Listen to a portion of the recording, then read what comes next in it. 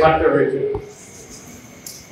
বলা হয়েছিল দেশে থাকলে হয় জেল খেলায়, আর নাইলে বিদেশ যেতে পারেন। আমি বিদেশ যাওয়াটাই বেছে নিয়েছিলাম। বলতে পারেন অনেকটা কাপুরুষের মতো। এর আগের ইতিহাস 8 মাস দেশে ফিরতে পারি নাই। 670টা রিপোর্ট আমাদের কিল করতে হয়েছে 15 বছরের জমানায়।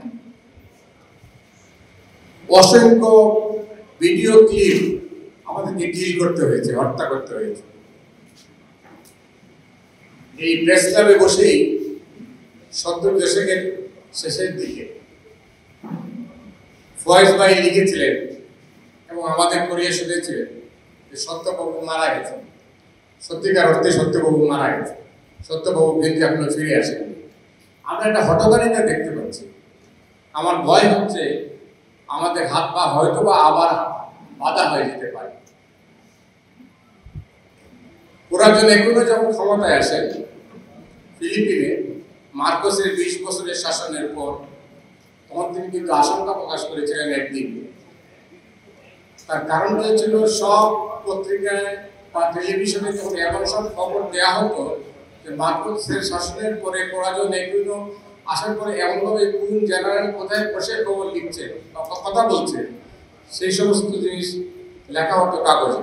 তখন তিনি সব বার্তা সম্পাদক এবং সম্পাদককে ডেকে বলেছিলেন, আপনারা যা ইচ্ছা আমার সরকারের বিরুদ্ধে লেখেন, কিন্তু এমন কিছু লিখেন না যাতে আপনাদের হাত পা বেঁধে বা আবার বাধা হয়ে যায়। এই পরিস্থিতি আমি লক্ষ্য করছি। আমি জানি না, আমি ভুলও হতে পারি।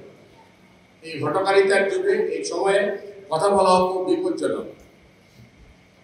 বিএনপি নেতারা এখানে আছেন, তারা হয়তো বলবেন, তাদের কাছে প্রত্যাশা অনেকে ধরে নিয়েছেন যে বিএনপি হয়তো ক্ষমতায় চলে আসছে। আমার কেন যেন মনে হয় রাজনীতির দিকে নেই। রাজনীতিতে এখনো ভেজাল আছে। সেই ভেজাল মুক্ত না হলে ক্ষমতায় আসাটা হয়তো কঠিন হবে। আপনারা সবাই ভালো থাকবেন।